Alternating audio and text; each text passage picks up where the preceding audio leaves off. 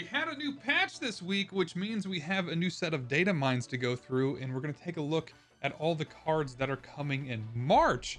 It is actually looking very interesting, especially because they are coming with a new keyword in objective. If you're not familiar with what objective is going to be like and do have some experience with, say, with Hearthstone, it's very similar to Quest. You essentially have a certain criteria that you need to hit, and then the card will then do some sort of interaction. I actually really enjoyed Quest, the Quest keyword from Hearthstone. I think they released that with the heroic, essentially the heroic class cards, which was probably one of my more favorable seasons with Hearthstone. It was an absolute blast, though I do remember the balance of it was a little wonky. I don't remember. I think it was Rogue. Straight out of the gate, Rogue was just super strong. You could, I think, set all your cards to 7 power. But anyway, I'm off track. I'm excited to see what they do with objective. I do have some opinions on the objective of the cards that are coming out in March, but we can talk about that once we get in there and we take a look at them. So first off, let's take a look at the schedule for the month. And honestly, thanks to the guys over at SnapFan for this handy dandy graphic that I just ripped completely off their website. The theme of March 2026 is in fact Age of Apocalypse, which I think is fantastic. I'm surprised it's taken this long to get an Age of Apocalypse themed month. I'm really excited about it. And if the data mines are accurate, it seems like April is going to be a very similar themed, because we do have some of the names of the cards that are coming out in April. It kind of seems like we've got some more Horsemen on the way. But to start it off, the season pass card for the month is going to be In Sabanur. Coming along with the premium pass, I believe, will be Iska the Unbeaten, and then the first card of week 1 will in fact be another Juggernaut card, except this one is Juggernaut, one of the Horsemen. Week 2, we're getting another Gambit card, who's going to be one of the Horsemen, and a Series 4 card in Sandstorm. Week 3, March 17th, we get Caliban, one of the Horsemen, and then week 4, which is going to be March 24th, we'll get Selene. Selene is getting another card as well as one of the Horsemen. And then I also believe that Ozymandias comes out on March 29th. And then to wrap it all up, we get week 5, March 31st, and Rama Tut. I cannot wait to talk about this card a little bit. He's interesting, to say the least. We also are getting 2 additional Series 4 cards in Living Monolith and Celestial Equipment, which I'm assuming that are going to be in the limited time events. Is probably where we're going to get those cards, but I don't know. I don't really know how it's been working for the past few months, but that is my guess, as those will be coming in events in the month of March. But that is the schedule for the month. Let's dive in there and let's take a look at the individual cards themselves. Starting off, let's go through our season pass card in Sabanur, which is Apocalypse. He's a 4/5 objective. Have a full front row at each location, transform into Apocalypse, Celestial's Chosen. I don't know if we actually have the data mine power, and he probably won't have a cost on Apocalypse Celestial's Chosen yet, but when the objective is met, he gets an on reveal. Swap the lowest power card in your front row at any location with a card from your deck. Oh, we got Spirit joining us today. And I'm gonna be completely honest here, I'm a little underwhelmed by this. This will be the first objective cards that we could all get our hands on with the season pass. And it seems like a fairly easy one to hit, and getting, a full front row of cards to essentially get Lockjaw. I mean, it's more targeted Lockjaw, it's slightly better Lockjaw, but I find it underwhelming, and I'm probably wrong here. He's probably going to end up being a lot better than I think. I guess my other question, and let me know down in the comments, how does objective work on when they're triggered? Does the card have to be in play? Or can it be in your hand or in your deck? I guess that's one thing that I have confusion on, is I need to verify, where does the card have to be present for the objective to start ticking? Is it something, as long as it's in your deck, these things will start to happen, and then maybe you draw in Sabanur on turn 6, but you already have a full front row, so he's already transformed into Apocalypse Celestial's Chosen? I probably need to verify that. But either way, I'm not hot on In Sabanur. I think that, I'm sure he's going to see play. I'm sure he's going to have some interesting, especially in ramp decks interactions, pulling out something, like ramp decks like to do with Blink and Jubilee, pulling out, some giant card from your deck, like an Infinite, but also once again, I mean, there's already kind of cards that do that. So really curious to see how he kind of ends up. I mean, maybe he's going to have some wacky Galactus plays. But either way, that is our season pass card for the month. Let's move on to the premium super pass card, or whatever that's called. And probably my favorite card of this set so far, in Iska the Unbeaten. She's 3/2. End of turn, if you're losing this location, double this card's power. Just seems so strong to me. I think she's gonna be a problem. I mean, she's essentially inverted Nebula, where you don't want to play on her lane.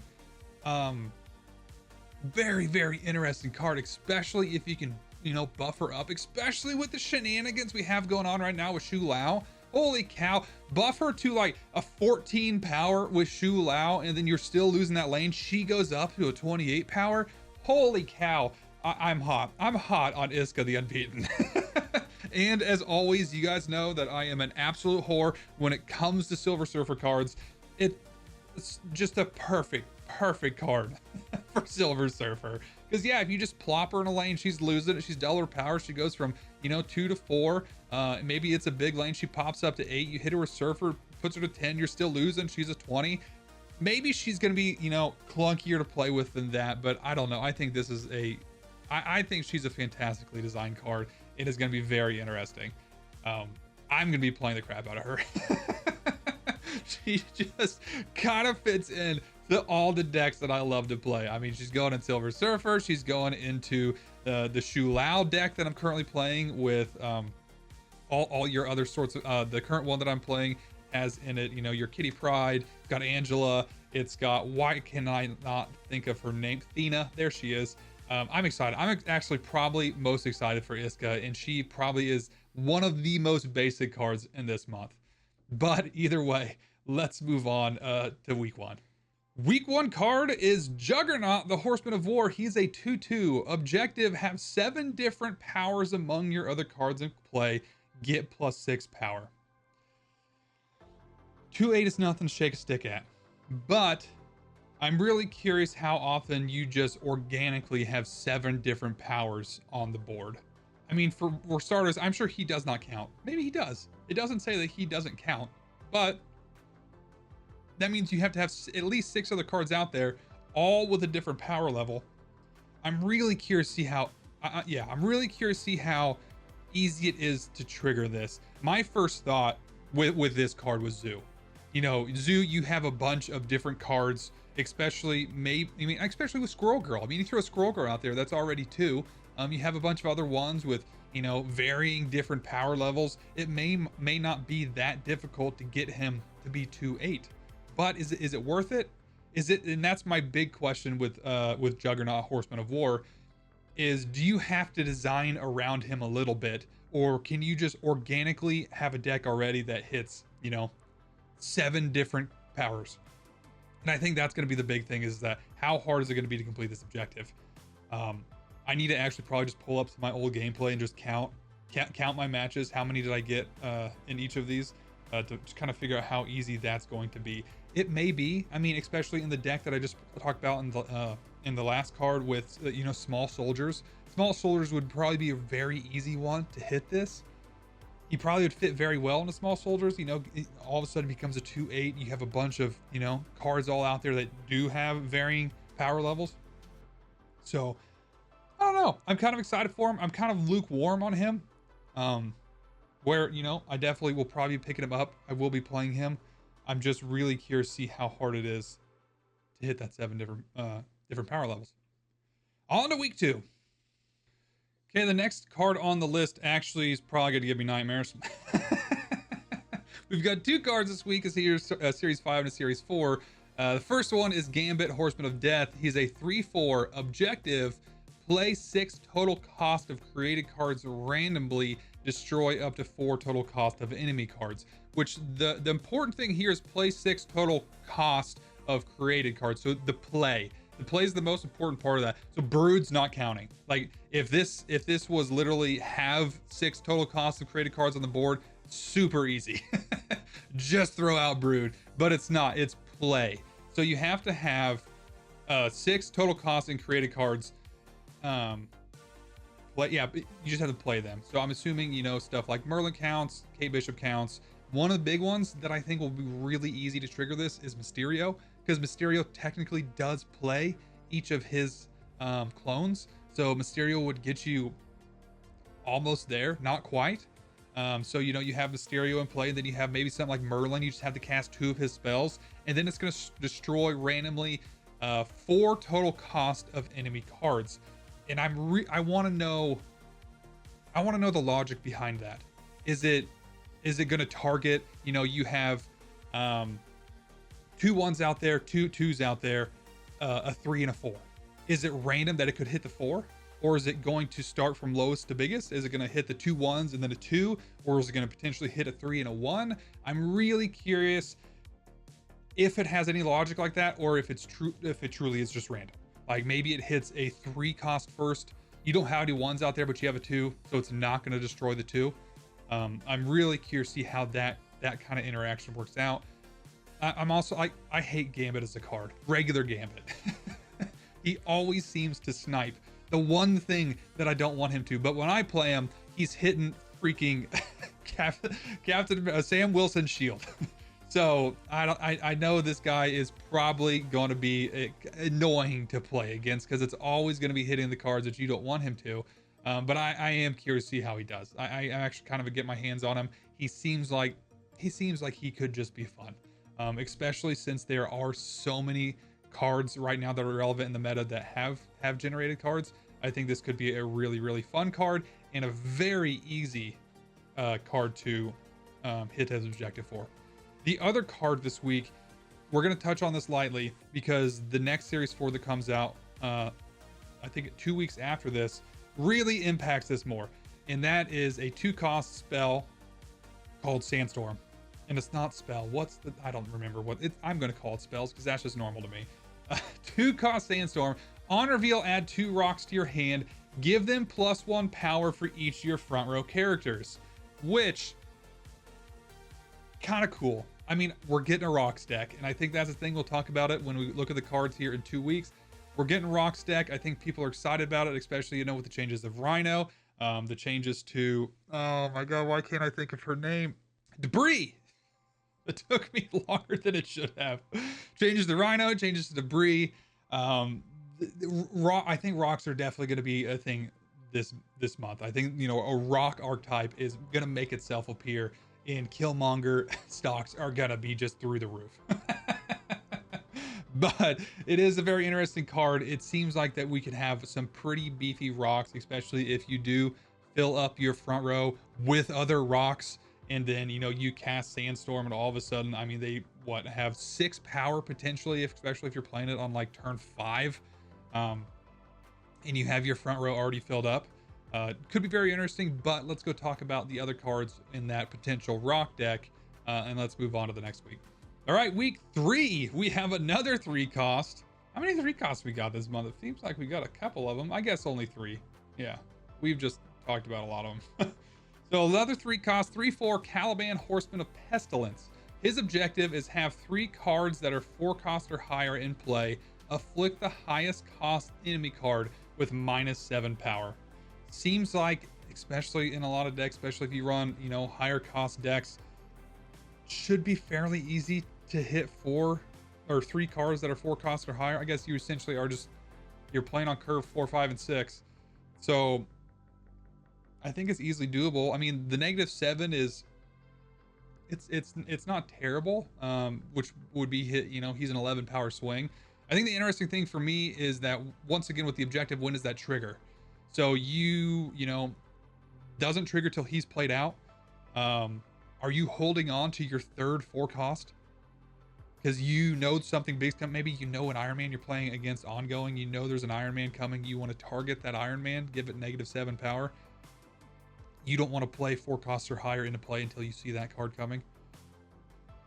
I don't know. I'm really, out of all of these, I think Caliban is probably on the lower on the list out of all of them. I'm not real excited for him. I actually have been playing quite a bit of Affliction before. You know, I stopped playing 6 months ago. I had an Affliction deck that I hit Infinite with.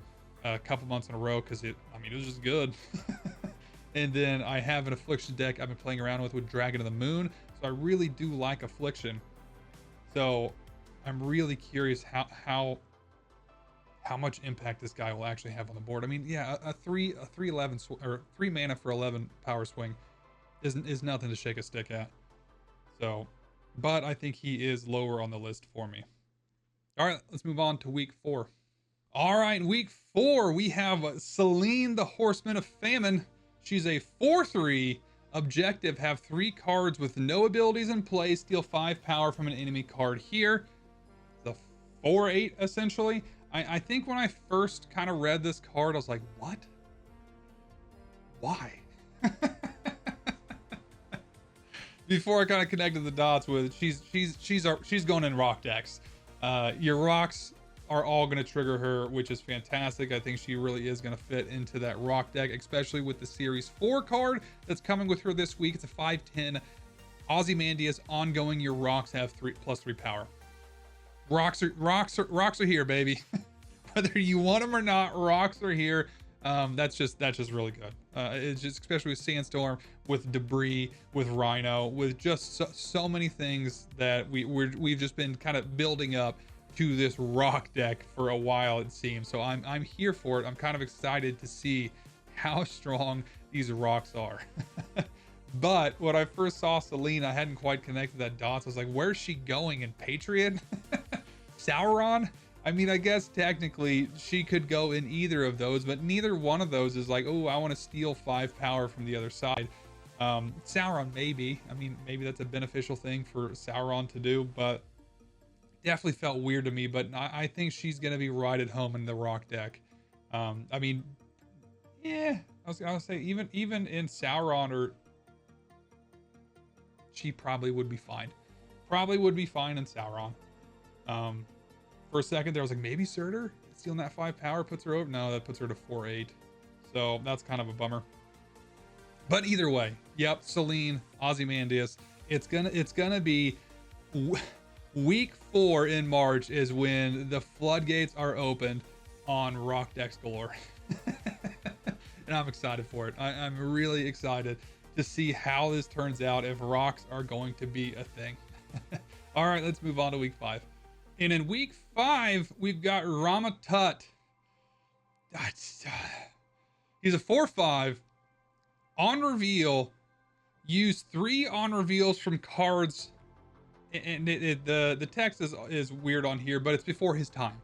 So there is a chart of all the on reveals that he can trigger. And actually, I have it right here. So he's a 4/5. He can do 3 of any of these on reveals, which is absolutely freaking bonkers. There is a lot of good ones on here, and there is a lot of not good ones on here. And this reminds me, I'm going back to Hearthstone. Yogg. I think it was Yogg. I think it was Yogg Saron, and he would cast a random number of spells for the number of spells that were played that game. I'm pretty sure that was Yogg, and it was just an absolute chaos nightmare. And I think that's going to be Ramatut. I don't think he's going to be a competitive card. I think he's going to be a fun card, because I mean, just look at this list. Okay, Arrow, sure, that's fine. Agent 13, like, you're playing Ramatut down on a turn 6 play. You don't want Agent 13. Agent Coulson, once again, not good. Eliath could be interesting, but once again, you have to have a certain board state to make Eliath worth it, and you're not going to know with Ramatut. America Chavez, Anti-Venom. Ares could be interesting. I'll give you that one. Arnim Zola, fantastic until it's not. If you're not expecting Arnim Zola and all of a sudden it casts it, it's like, oh God. Black Panther, good. Blink, good. Blob, potentially good. Brood, very good.